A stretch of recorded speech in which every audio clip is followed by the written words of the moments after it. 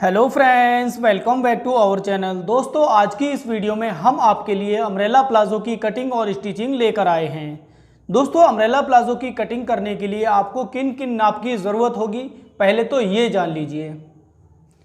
तो दोस्तों, सबसे पहले आपको अम्ब्रेला प्लाजो काटने के लिए ज़रूरत होगी प्लाजो की लंबाई की। उसके बाद ज़रूरत होगी दोस्तों कमर की, और फिर उसके बाद ज़रूरत होगी हिप की। ये 3 साइज़ दोस्तों अम्ब्रेला प्लाजो काटने के लिए आपको बेहद ज़रूरी है। उसके बाद दोस्तों, हमने जो अपने प्लाजो की लंबाई रखी है वो रखी है 28 इंच, और कमर रखी है 30 इंच, और हिप रखी है 36 इंच। तो ये जो एक साइज़ है दोस्तों, नॉर्मल साइज़ है, मतलब कि छोटा साइज़।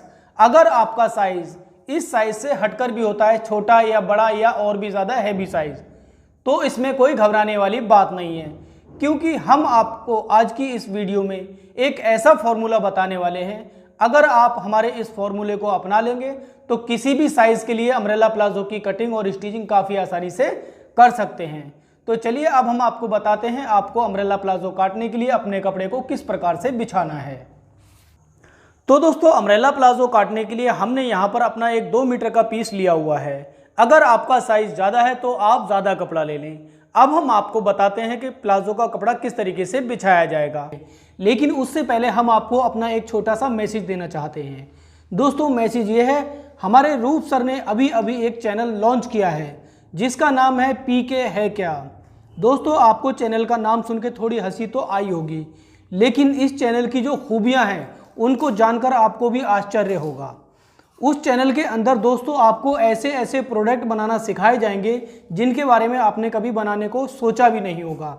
मतलब कि बचे हुए कपड़े में, फटे हुए कपड़े में और पुराने वेस्टेज कपड़ों को रीयूज़ करना, उसमें वो आपको बताएंगे। तो अगर दोस्तों उनके चैनल को आपने अभी तक भी सब्सक्राइब नहीं किया है तो जल्दी से सब्सक्राइब कर लें। वीडियो के नीचे डिस्क्रिप्शन में लिंक दिया हुआ है, वहाँ पर जाके उनके चैनल को आप सब्सक्राइब कर सकते हैं। तो अब हम आपको बताते हैं कपड़ा किस तरीके से बिछाया जाएगा। कपड़े को पहले तो इस तरीके से खोल लें, जैसे मार्केट से आता है उस तरीके से खोल लें। और खोलने के बाद में दोस्तों आपको अपने कपड़े को इस तरीके से काउंटर पर डालना है। ये देखिए दोस्तों, डबल कपड़ा हमने किया हुआ है। डबल कपड़े को इस तरीके से फोल्ड करने के बाद में एक इस साइड पर करनी है और एक इस साइड पर करनी है। खुला हुआ वाला हिस्सा देखिए आपकी तरफ है और बंद वाला हिस्सा देखिए हमारी तरफ है। अब हम इसको किस तरीके से दोस्तों फोल्ड करेंगे, ये देखिएगा ध्यान से। इस वाले कॉर्नर को पकड़ेंगे और इस वाले कॉर्नर पर लाकर रख देंगे, देखिए इस तरीके से। तो देखिए यहां पर हमारी एक ट्रायंगल शेप बन करके तैयार हो गई है। अब हम इसको घुमाकर इस तरीके से सेंटर में रख लेंगे। इसके बाद दोस्तों हम अपने कपड़े पर फिनिशिंग के साथ प्रेस लगा लेंगे। प्रेस लगाने के बाद में दोस्तों आपको करनी होगी मार्किंग, सबसे पहले अपनी कमर की। तो दोस्तों कमर की मार्किंग कहाँ से शुरू करेंगे, देखिए कमर की मार्किंग जो करेंगे शुरू यहाँ से। तो कमर की मार्किंग करने के लिए आपको ज़रूरत होगी अपने कमर के साइज़ की। दोस्तों यहाँ पर हमारी कमर का जो साइज़ है वो 30 इंच है। तो 30 इंच को हम 4 से डिवाइड करेंगे। तो 4 से डिवाइड करने के बाद में आता है 7.5 इंच, मतलब कि 7.5। अब हम यहाँ पर अपना 7.5 पर निशान ढूंढेंगे, कहाँ पर आता है। तो देखिए यहाँ पर हमारा 7.5 पर निशान ये आता है। इसके बाद दोस्तों इसमें हम आधा इंच ऐड कर लेंगे। क्यों कर लेंगे, जब हम अपने आसन की सिलाई लगाएंगे तो उसमें हमारा आधा इंच मार्जिन चला जाएगा। तो हमारा टोटल बनेगा यहाँ पर 8 इंच। तो 8 इंच पर मार्क हम यहाँ पर अपना इस तरीके से लगा लेंगे। यहाँ पर आपको मार्क नहीं लगाना है दोस्तों। अब इसके बाद अगर आपका साइज कुछ भी होता है, आपको उसका 4 से डिवाइड करना है, और 4 से डिवाइड करने के बाद में आपको यहाँ पर अपने इंची टेप को लाते हुए आधा इंच का मार्जिन उसमें ऐड कर देना है। इसके बाद दोस्तों आपने जो ये निशान लगाया है, इस निशान से इस कॉर्नर तक नापेंगे आपका कितना आ रहा है। तो देखिए यहाँ पर हमारा जो आ रहा है वो आ रहा है 10 इंच। अब आपको यहाँ से अपनी इंची टेप को हटने नहीं देना है 10 इंच से। इसके बाद दोस्तों आपको यहाँ से इस तरीके से गोलाई में मार्क लगाना है।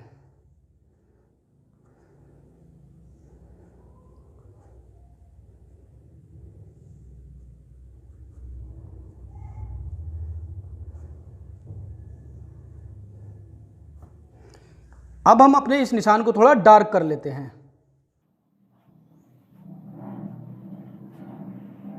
इसके बाद दोस्तों आपको क्या करना है, आधा इंच का मार्जिन और एक्स्ट्रा बढ़ा लेना है, क्योंकि जब आप अपने इसमें लास्टिक जोड़ेंगे तो उसमें आपका मार्जिन आधा इंच का चला जाएगा। ये देखिए।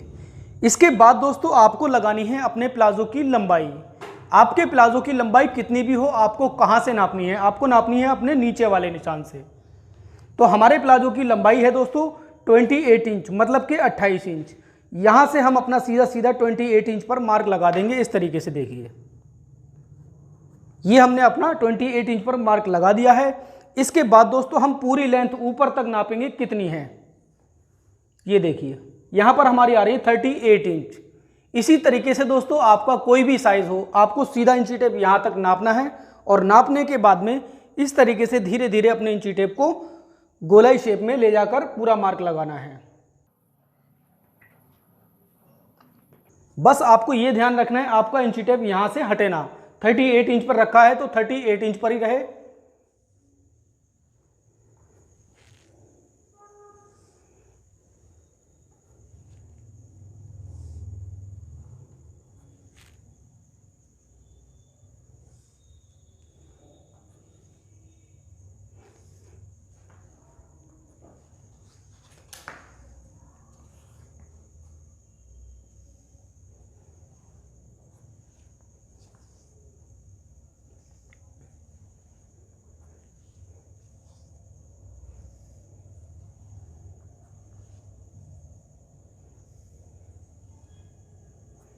तो ये हमने अपनी पूरी गोलाई में निशान लगा दिया है। इसके बाद हम आधा इंच का मार्जिन और लगा लेंगे, क्योंकि हमें इसमें नीचे की तरफ पीको करनी है।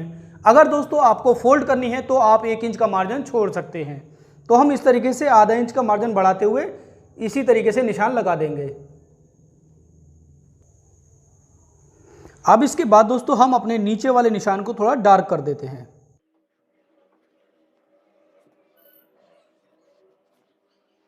ये हमने अपने निशान को डार्क कर दिया है। इसके बाद दोस्तों आपको लगाना है अपने आसन का निशान। तो आसन का निशान जो लगेगा दोस्तों वो इस साइड पर लगेगा। कैसे लगाएंगे आसन का निशान? आसन का निशान लगाने के लिए दोस्तों आपको ज़रूरत होगी अपने हिप वाले साइज़ की। तो हमने यहाँ पर अपनी हिप का साइज़ जो रखा है वो 36 इंच है। लेकिन अगर आपका साइज़ कुछ भी होता है, फॉर्मूला यही रहेगा जो हम आपको बता रहे हैं। आपको अपने 36 इंच को 3 से डिवाइड कर लेना है। मतलब कि अगर आपका कोई भी साइज़ है आपको 3 से ही डिवाइड करना है। तो 3 से डिवाइड करने के बाद में हमारा यहाँ आता है 12 तियाँ 36 इंच, मतलब कि 12 इंच का आसन यहाँ पर हमारा तैयार बनता है। और 12 इंच में से हमने अपनी जो लास्टिक लगानी है वो 1 इंच चौड़ी लगानी है। आपकी अगर लास्टिक इससे ज़्यादा चौड़ी होती है तो आपको क्या करना है, उतना ही घटा देना है। हम यहाँ पर अपना 1 इंच 12 इंच में से घटा देंगे तो हमारा यहाँ पर हो जाएगा 11 इंच। तो अब हम अपने नीचे वाले निशान से 11 इंच पर एक मार्क लगा देंगे इस तरीके से। इसके बाद दोस्तों अंदर की तरफ 1.5 इंच पर एक मार्क लगाना होगा आपको इस तरीके से, मतलब कि 1 + ½ इंच पर। और इस निशान से यहाँ पर लास्ट में बिल्कुल इस तरीके से आपको क्रॉस करते हुए निशान को मिला देना है। और फिर आपको इस तरीके से ये भी बना लेना है। तो देखिए यहाँ पर हमारा जो बॉक्स है वो इस तरीके से बनकर आ गया है। अब आपको क्या करना है, यहाँ से आपको इस तरीके से गोलाई दे देनी है। ये देखिए ये हमने यहाँ से अपनी गोलाई दे दी है और अब हम अपने प्लाजो की कटिंग करेंगे। तो दोस्तों सबसे पहले हम कटिंग करेंगे ऊपर की तरफ से, जहाँ से हमने अपना ½ इंच का मार्जिन छोड़ा हुआ है।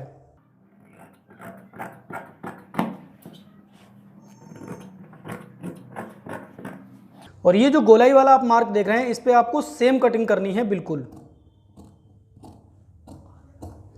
ये देखिए ये हमने यहाँ पर अपनी गोलाई की कटिंग कर दी है। तो ये हमारा आसन हो गया। इसके बाद दोस्तों हम कटिंग करेंगे अपनी नीचे से, जो हमने अपना नीचे की तरफ अपना ½ इंच का मार्जिन छोड़ा हुआ है।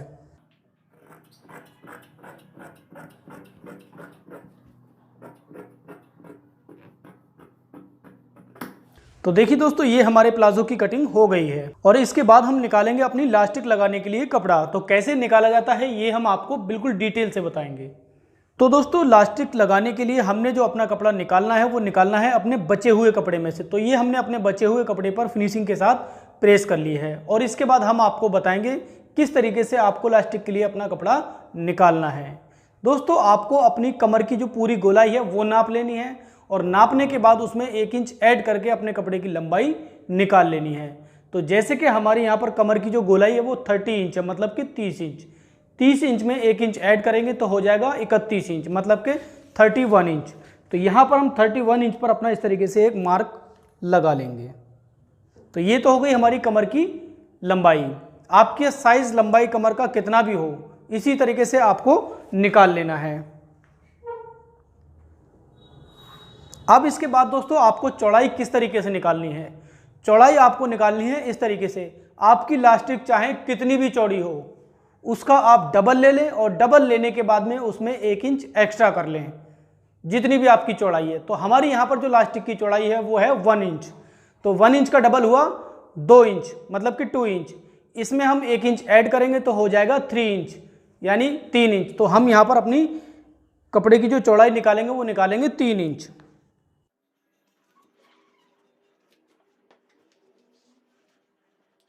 तो अब हम अपने इलास्टिक वाले कपड़े की कटिंग कर लेते हैं। तो चलिए मशीन पर अब हम आपको बताते हैं इसकी स्टिचिंग कैसे होगी प्लाजो की। तो दोस्तों स्टिचिंग करने के लिए आपको सबसे पहले अपने ये पल्ले कुछ इस प्रकार से खोलने होंगे दोनों, ये देखिए। और खोलने के बाद में दोस्तों आपको आसन वाली सिलाई एक साइड से लगानी है 1/2 इंच का मार्जिन लेते हुए।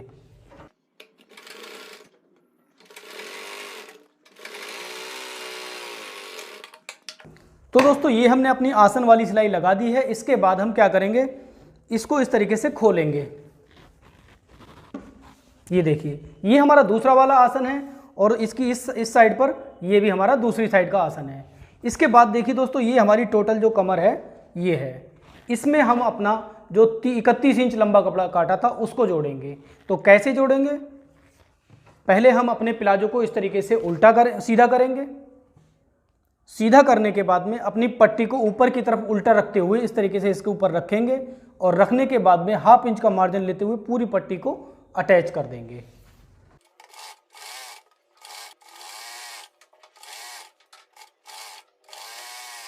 तो दोस्तों ये हमने अपनी पट्टी को अटैच कर दिया है और अटैच करने के बाद में इसके बाद हम लगाएंगे इस पट्टी के अंदर इलास्टिक।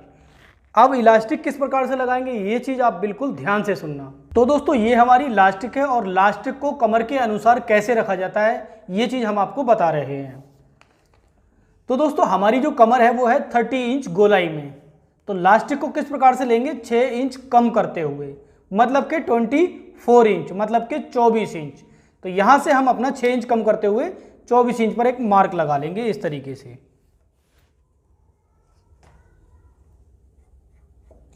अब दोस्तों इसके बाद आपकी कमर का साइज चाहे कितना भी हो आपको उसमें 6 इंच कम करके इलास्टिक ले लेनी है। तो यहाँ पर हम 6 इंच कम करते हुए इलास्टिक को कट कर देते हैं। इसी में हमारा मार्जिन वगैरह सब कुछ हो चुका है। अब हम अपनी इलास्टिक को प्लाजो में अटैच करेंगे। तो कैसे करेंगे ये चीज़ भी हम आपको बता रहे हैं।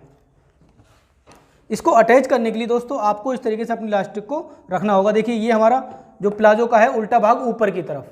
अब इलास्टिक को इसके बीच में इस तरीके से रखेंगे, मार्जिन जो है वो इस तरीके से ऊपर कर देंगे और ऊपर करने के बाद में इलास्टिक को ऐसे रखेंगे, मतलब कि मार्जिन से 1 पॉइंट अंदर की तरफ, ये देखिए। और फिर ऊपर वाले कपड़े को इस तरीके से इसके ऊपर फोल्ड करेंगे और फोल्ड करने के बाद में एक फोल्ड और लगाएंगे अंदर की तरफ, ये देखिए ऐसे करके। ये हमने फोल्ड लगा दी है और लगाने के बाद में दोस्तों पहली सिलाई आप जो शुरू करेंगे वो यहाँ से करेंगे ऐसे करके, ताकि आपकी इलास्टिक जो आप इस तरीके से खींचें तो खींचकर बाहर की तरफ ना आए।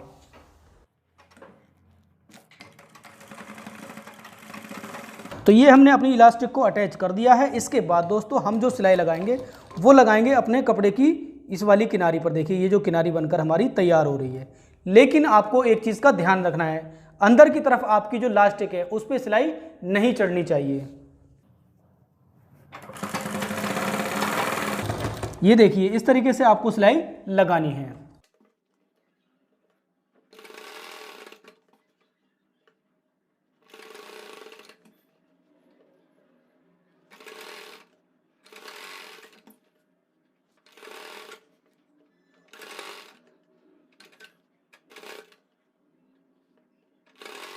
अब दोस्तों यहाँ पर देखिए आपकी जो लास्टिक है वो इतने बीच पर कम पड़ रही है, तो इसके लिए आप क्या करेंगे, अपने बूट को इस तरीके से उठाएंगे और उठाने के बाद में इस तरीके से अपनी लास्टिक को खींच लेंगे। ये देखिए, तो यहाँ पर हमारी जो लास्टिक है वो इसी तरीके से हम पूरी कर लेंगे खींच कर, और खींचते हुए इस तरीके से हम पूरी सिलाई को कंप्लीट कर लेंगे।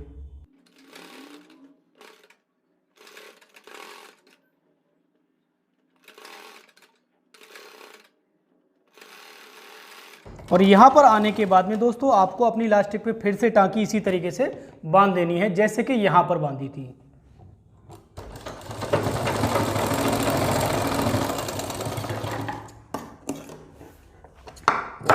अब इसके बाद देखिए दोस्तों हमारी पूरी लास्टिक पर कहीं से कहीं तक सिलाई नहीं चढ़ी है। ये देखिए पूरी लास्टिक हमारी खींचकर इस तरीके से कंप्लीट हो गई है गैदर स्टाइल की। ये देखिए अब हम क्या करेंगे, इसको इस तरीके से उल्टा मिलाकर, ये हमारा सारा कुछ उल्टा है, उल्टा मिलाने के बाद में अपने ये वाले आसन को मिलाकर कंप्लीट करके सिलाई लगाकर अटैच कर देंगे।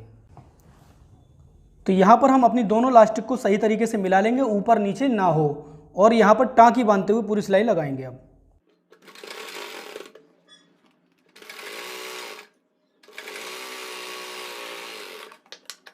अब इसके बाद दोस्तों हम अपने प्लाजो को इस तरीके से पकड़ेंगे और पकड़ने के बाद में देखिए यहाँ पर आसन से आसन इस तरीके से मिला लेंगे। ये देखिए, और मिलाने के बाद में हमारा ये एक पोंचा हो गया तैयार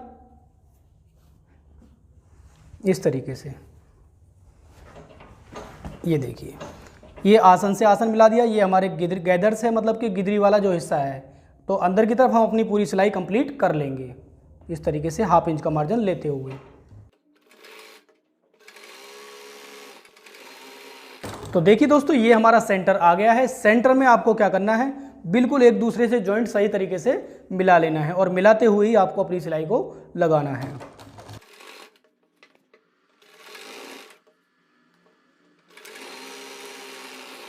तो ये हमने अपनी गिदरी की सिलाई लगा ली है। इसके बाद दोस्तों गिदरी की एक सिलाई इसके ऊपर और लगा लें जिससे कि आपकी मजबूती बढ़ जाएगी।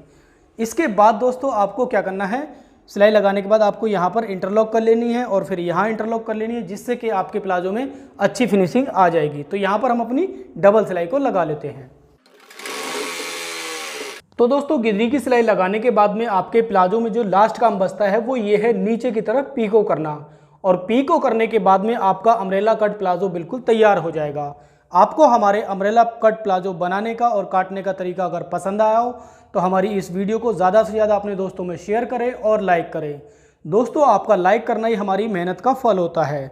और दोस्तों साथ ही हमारे चैनल को सब्सक्राइब कर लें और घंटी के आइकन को क्लिक जरूर कर लें ताकि हमारी हर आने वाली वीडियो की नोटिफिकेशन आपको समय समय पर मिलती रहे। दोस्तों अगर किसी कारण आपको नोटिफिकेशन नहीं मिल पाती है तो कोई टेंशन वाली बात नहीं है, क्योंकि आप हमें फेसबुक पर और इंस्टाग्राम पर रूफ फैशन पॉइंट के नाम से फॉलो कर सकते हैं, क्योंकि हम वहां पर आपके लिए बहुत ही अच्छे अच्छे डिज़ाइन के फ़ोटो डालते रहते हैं। वहां से आप अपने लिए कोई भी अच्छा सा डिज़ाइन चूज़ कर लें। तो मिलते हैं नेक्स्ट वीडियो में कुछ खास लेकर आपके लिए। तब तक के लिए थैंक यू फॉर वॉचिंग।